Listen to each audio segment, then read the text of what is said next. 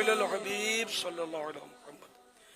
ایک تو یہ شعر سمجھ میں نہیں آ رہا میرے کہ تعین ممبر و محراب کا کیوں کر ہو کر کے کہ جہاں نقش قدم وہیں سجدے گزار آئے. تو نقش قدم کی طرف رخ کر کے سجدہ کیا، اگر یہ مراد ہے تو یہ تو ہوش و حواس میں ہو نہیں سکتا نا کہ ہمارا سجدہ قبلے کی طرف ہی ہوتا ہے نا.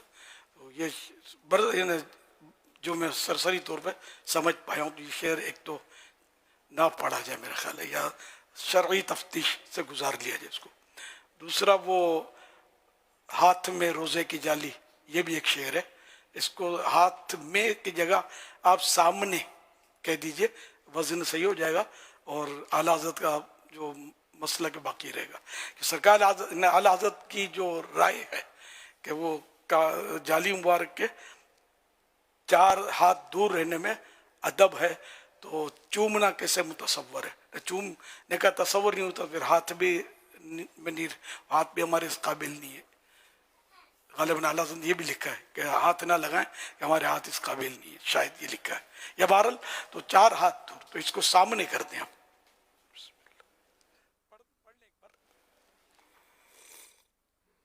تاکہ وہ اس میں ایڈجسٹ ہو جائے، وہ جو پہلے تھا وہ اس کو ایڈٹ کر دیا جائے، اور وہ تعین والا بھی جو ہے اس کو بھی ایڈٹ کر دیا جائے، آئندہ کے لیے اس کو نہ چلایا جائے انشاءاللہ. اس میں شیور نہیں ہوں میں کہ جس کو ہوش نہ ہو وہ تو کیا نہ کرے، لیکن وہاں یہ جنون کا تذکرہ نہیں ہے.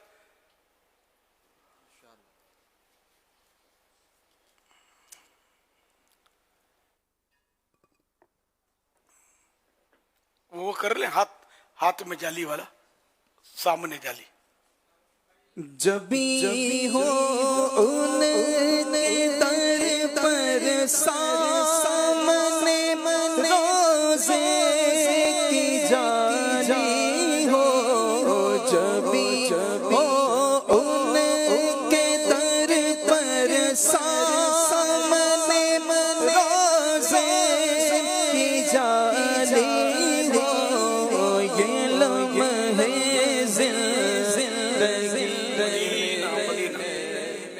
جب بھی ہو ان کے در پر، جبھی ہو ان کے در پر، اس سے کیا مراد ہے؟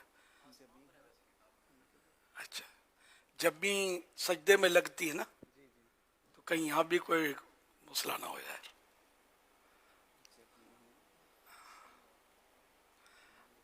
اب سر ان کی چوکھٹ پہ جھکا، اور یہ دوسری چیز ہے جھکا ہو، جب بھی تو سجدے میں لگتی ہے، اس لیے یہاں بھی تھوڑا مجھے ڈاؤٹ ہو رہا ہے. یہ دونوں شعر میرا خیال ہے آئندہ نشر مقرر میں نہ چلائے جائے، اور شرعی تفتیش سے مفتی صاحب سے پوچھ لیں، اگر وہ فرمائے کہ ہے یہ صحیح ہے تو پھر بھلے پڑھیں. یہ کلام لگتا ہے شرعی تفتیش سے نہ گزرا ہو. میں سوچ رہا تھا ہے کس کا، اب تو پتہ چل گیا کس کا ہے، لیکن ہمارے اکابرین کا نہیں ہے، یہ علماء کا نہیں ہے، بزرگان دین کا نہیں ہے.